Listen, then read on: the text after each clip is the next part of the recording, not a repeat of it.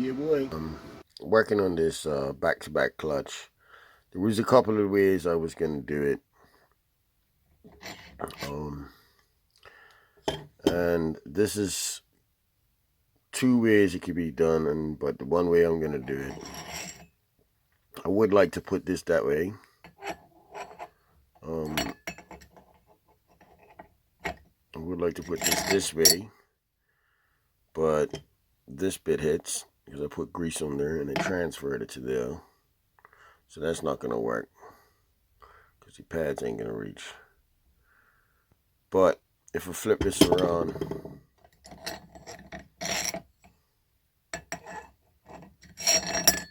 yeah,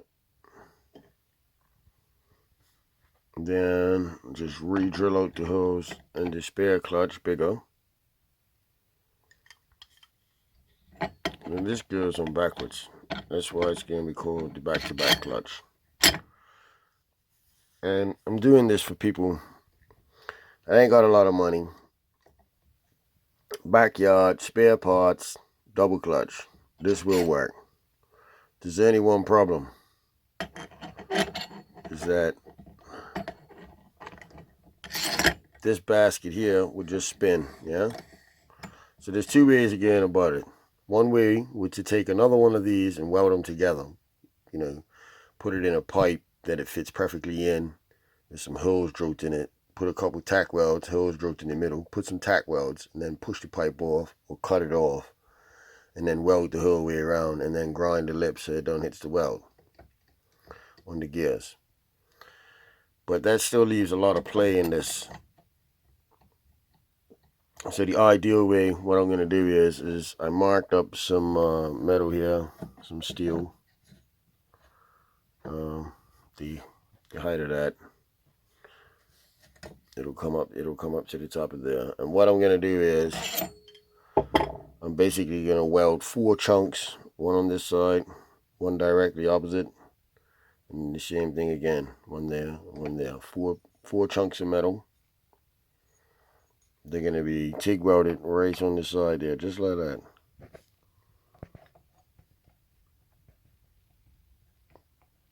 It's just enough metal. I'll get it on there without hitting the inner gear. It's just enough space. But anyway, so I'll weld on my 4 little blocks either side. Then I'll slip this bad boy back on. And then I'll mark where it needs to be ground out and just grind this away. And then that'll take a lot of the slop away. That'll hold it in place. Hold it a bit more center. It doesn't really matter. It could sort of free float because centrifugal force will straighten it up. It will just spin. And this is under pressure too with the spring. And I'm going to have some brass sleeves that go over that. Ideally, you would use, especially like machined bolt.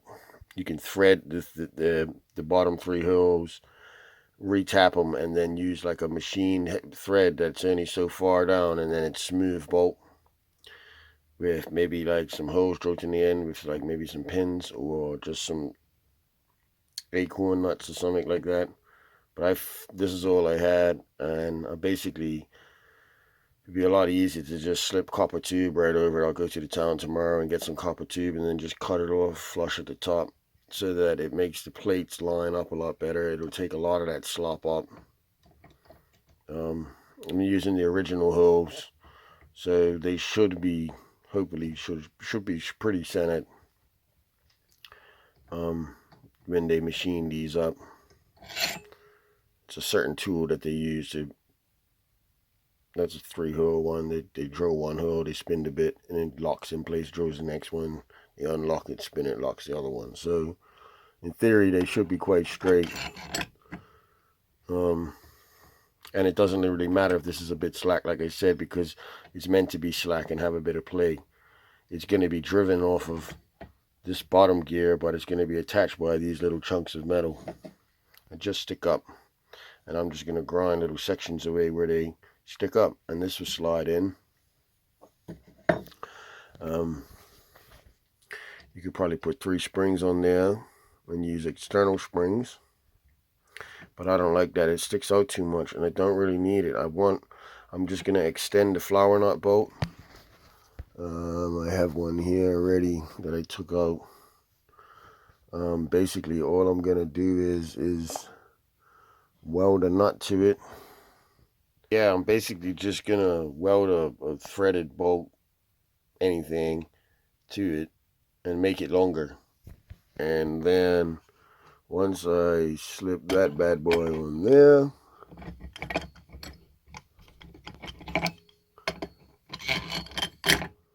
this bolt here will be sticking up like that. Yeah, and I'll be able to put my flower nut on.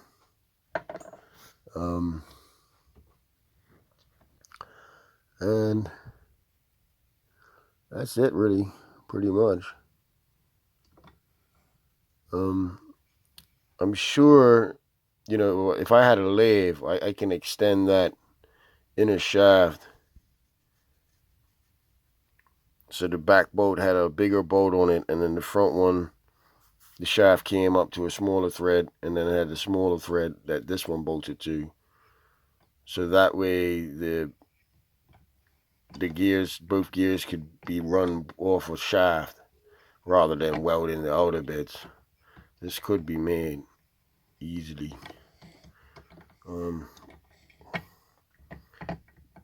So yeah, that's just the plan. Just basically what's lying around, working with nothing. Yeah, I can get a lathe and do some crazy stuff, but we're trying to do this for the everyday Joe that don't have all that. So this is the route. This is going to be the way forward to do this backyard style. So yeah, what I should have done before I welded these on, but I wanted to figure out how I was going to do it. So, but this is what this is for anyway. You can learn off this video.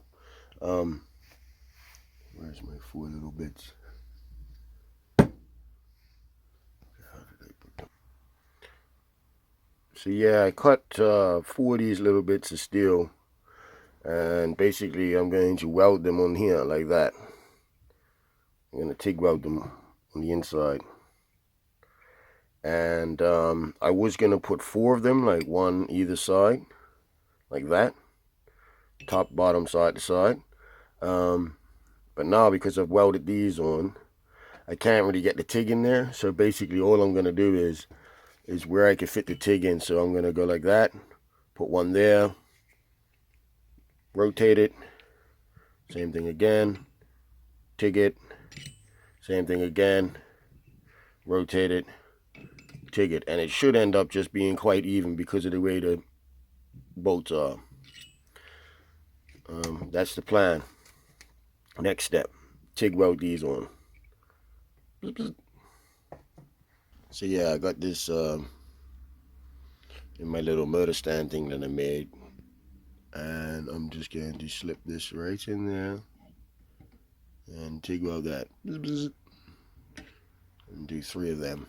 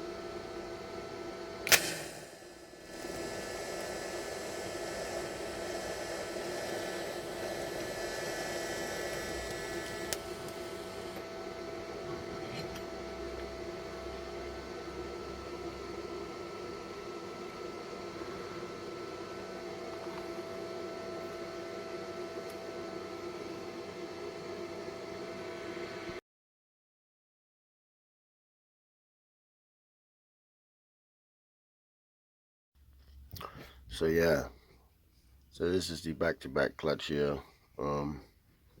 What I'm doing is very cleverly welded on these 3 pins here, rounded them off a bit.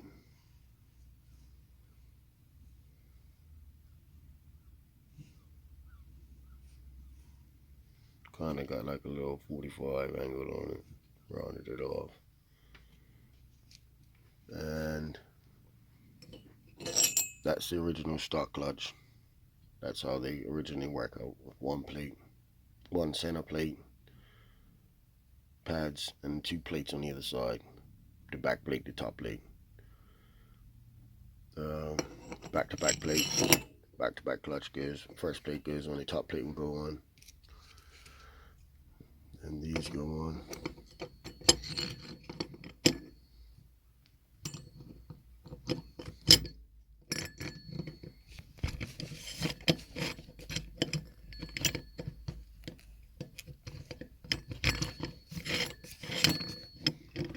And then that goes on like that. So the gear or the shaft will be driving this here, the original clutch. And then these here 3 pins that I've TIG welded on are driving this gear, because this gear and that gear needs to run. Both baskets need to run. So as you can see, it slides up and down. So now this back plate here is now the top plate. There's usually a big lump there. I've cut that off flat. If I could find the flower nut, my daughter was in here playing with it. So somewhere.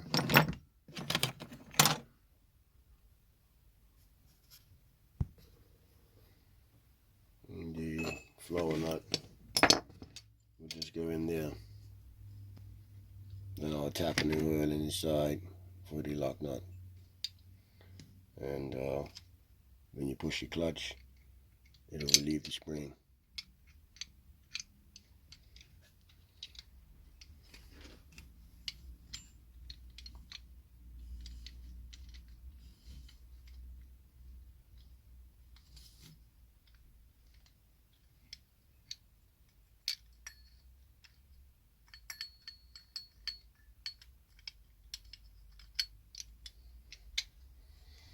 Back to back, boy.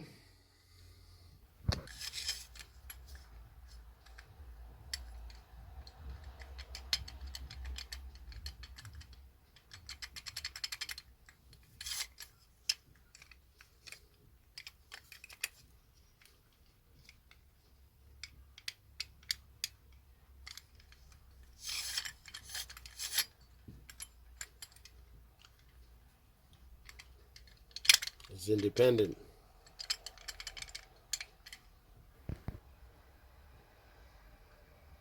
So yeah, this is my back-to-back clutch that I made. It's 1 clutch flipped over. TIG welded these bits on the end like a clutch doors. This gear gets driven by the engine. Spins this one. These things here transfer the power into this, so these gears both spin together.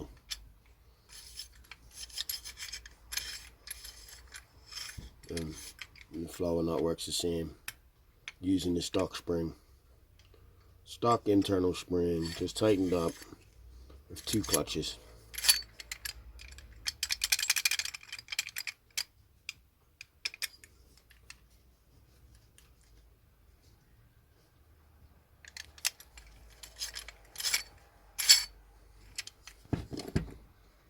So yeah, I've got this one already packed.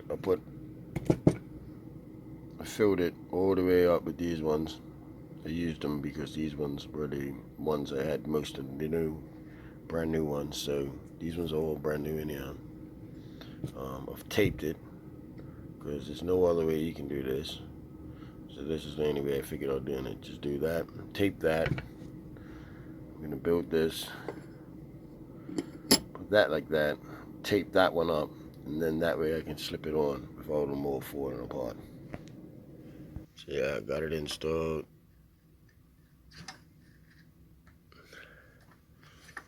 It spins over.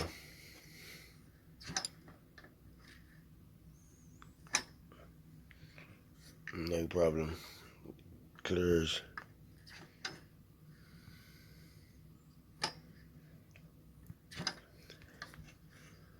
Yep.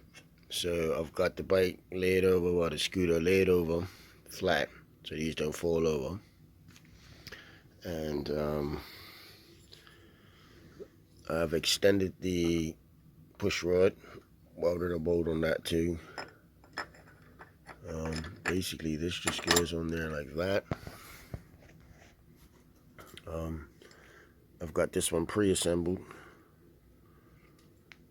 because it's gonna be too hard. There's no way to do it. So what I'll do is I'll do it like this, and then I'll just cut the tape and pull the tape off afterwards.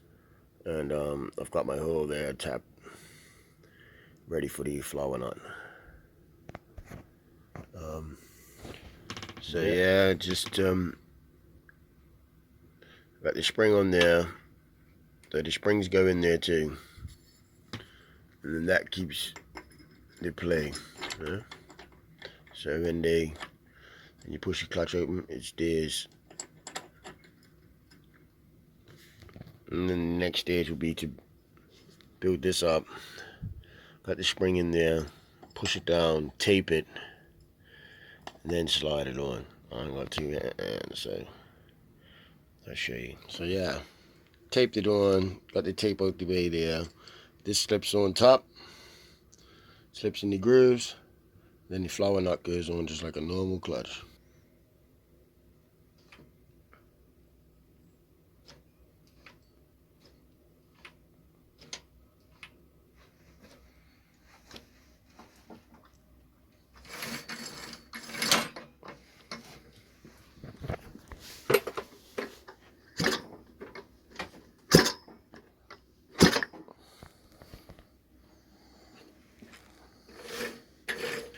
So yeah, just a quick go over it.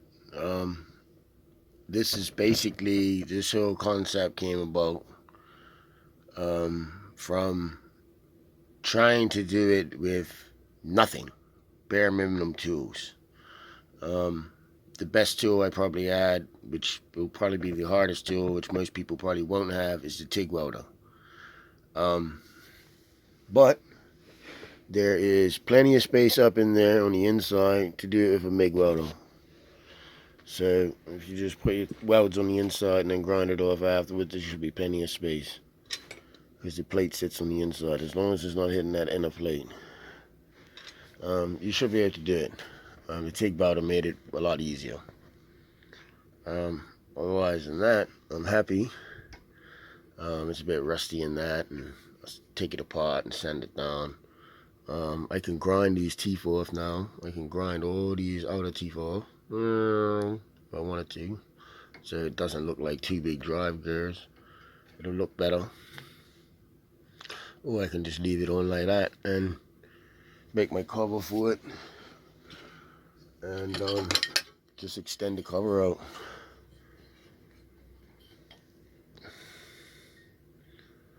Just like that. Just use extensions.